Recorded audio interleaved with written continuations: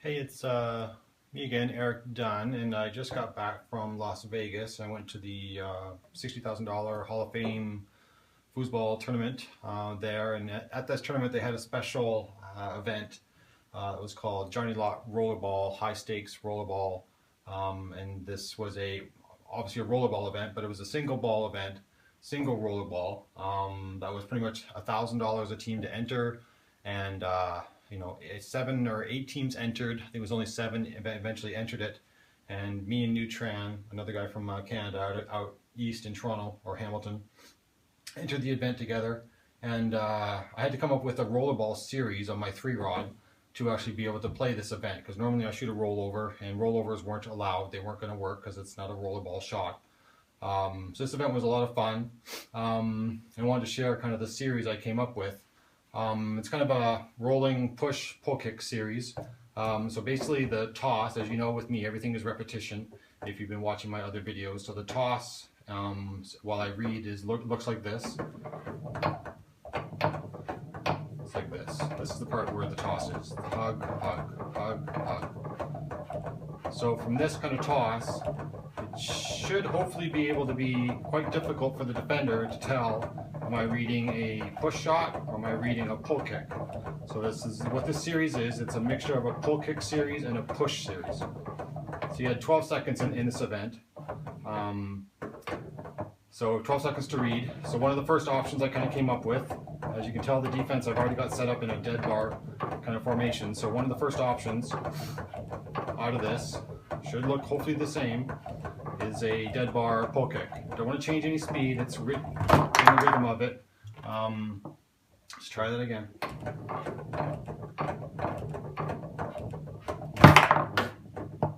That's generally the idea, though. Usually I was able to hit the dead bar pull kick pretty good.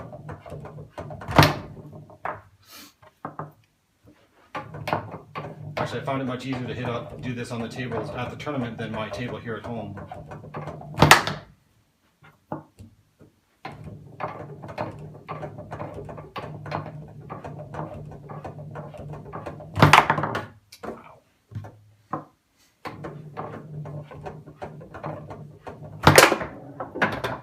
So anyways, there's a successful, what the shot should look like. So it's a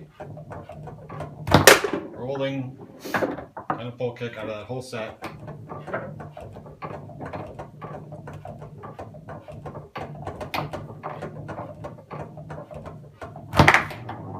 was just a couple posts, but anyways, you get the idea.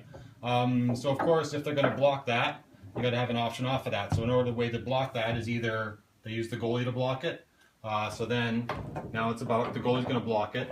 So now you have other options off, maybe the pull kick or a push. Actually, this would probably be the option I would shoot off it with a push. So I had a good open hand push series that I could actually hit just naturally. Like anything, if you're going to develop a new series, find things that you can naturally do and build a series off of them together. So I was able to do a rolling push off this. Now if they block, both of them, of course, you have to have a long as well. Same setup, hopefully, same toss. That was a poor one.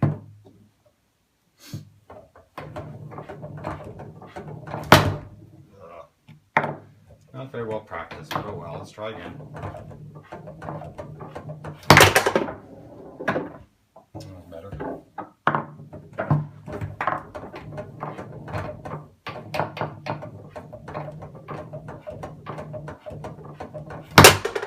That's a better one. So that's kind of the long push that I was able to hit a few times as well.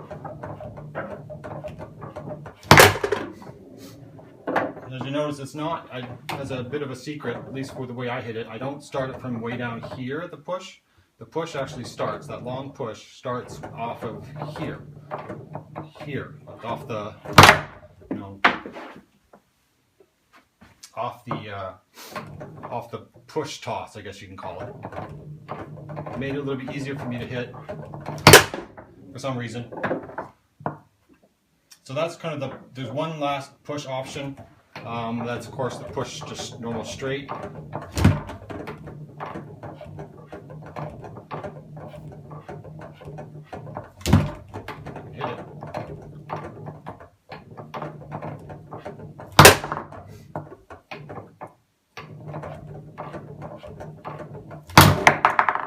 there was also some kind of some sprays as well. So closed hand versions. I actually hit one of these shots, I'm pretty sure. I think against Garrett Schirkenbach. That one. So if you give that kind of defense when you're coming off a push set, you know, it's pretty easy to read. It's all visibly quite easily to read from here. I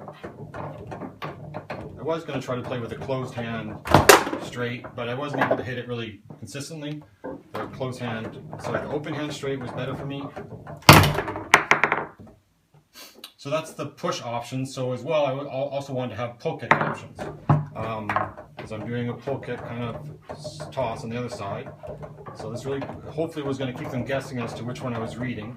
So I could hit a short pull kick.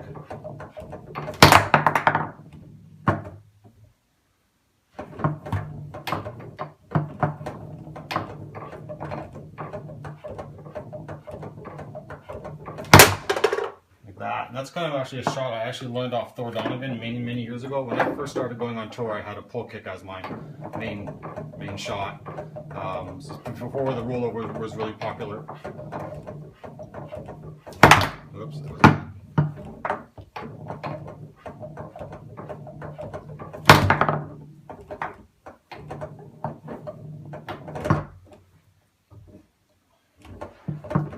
I was able to hit this short pull kick quite a few times actually in the first match where we played against Rick Martin and Mike Sierra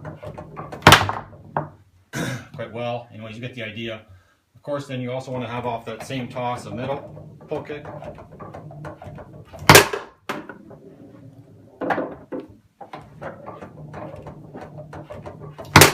one's pretty natural. You just let it come over. And you want to be able to do a long. Now, a little bit of a secret here, I actually didn't have a long off the same pull drag. My normal pull stroke for a pull kick long needed to start out here. That's where I learned my pull kick, from out there. But since I was tossing it like this, I actually couldn't do a, see, I hit the rod, I hit the bumper before I can even hit it. So that just wasn't going to work for me. So what I came up with instead is a tic-tac pull kick instead. So don't hug it, but tack it back. So like this. It's also a good fake off of the push too. If you caught that, so it's just tacked it back, and that one I was able to do quite well. As you can see, I hit it pretty good.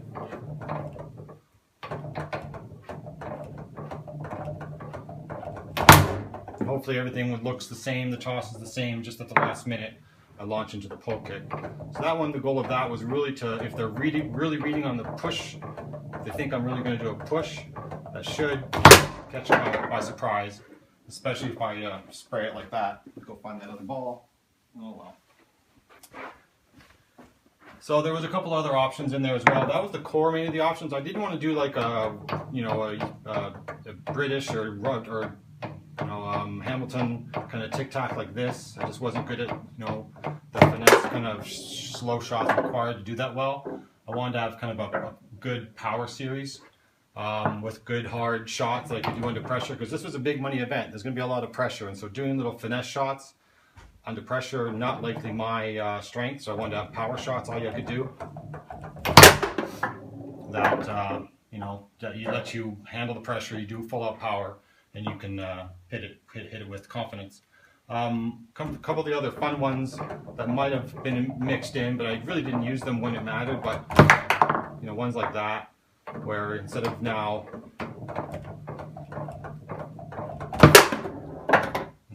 you know, hugging it back with the outside man, you actually just kind of brush it in. That one might be a little bit easy to read. I didn't really try to do that one too much. I think I hit one of them maybe, but that was an option. And there's another funsy option, which I probably won't be able to do, but I'll, you know, at least let you think about it, and maybe you can do it, is a slingshot. So I was able to come up with a slingshot out of this. So again, starting from the same toss, now it's going to be a fake, you know, into a slingshot kind of thing. So I'm not going to try that again, since I did it once, and that was fine.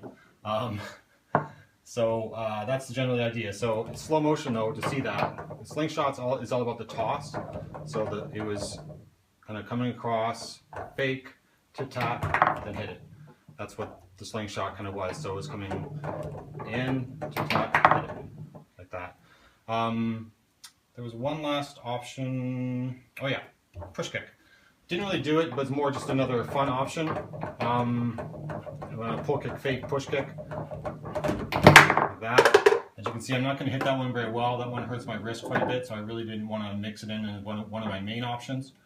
But it's something that probably other people can do. Like Terry Rue has got a crazy ability to hit push kicks. But to me, the push kick is all about setup. Like once you come around the ball, put your man right in position where you're going to want to strike it, and just kind of wait for the ball. So I come around, put this man right in here, so I know I want to hit the push kick. So I want the toss to start from here, so I can just have to wait for it and hit it. Let's try that again. The ball's a little bit slow, but it worked. Try it again.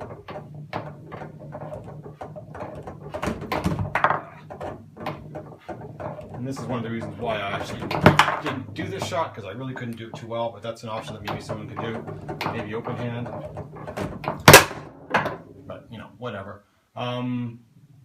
So I found the series worked pretty good when I was able to get the ball enough and kind of work the options and really be able to, you know, change up which side I was reading on. So kind of the ways I kind of wanted to work it was that I wanted to really be able to, say for the first two balls, read off the push set. So I'm reading push, you know, where are they when I look at the push, and then make a decision, you know, I got control, I'm reading, I decide I'm going to go long, and I wait for it, and then I execute. Hopefully that sounds familiar, those 5 fundamentals. I guess I can work on my 5th fundamental. So then, if they get used to that timing of the push series, then hopefully the one I change then to reading on the pull side of it, pull kick side of it, now it's totally different for them. I should catch them unawares. Something like that. So that was a series that I used. Helped us win one match, one of the first matches. And pretty much got our money back anyways. And then we came up against Tommy Atkinson and Garrett Schirkenblock, and they were just... Tommy's just too good at this game, and they were just tough. They played well. So anyways, that's my last video from that. Thought I'd share. If you got any questions, post them. I'll be happy to respond if I can. Thanks.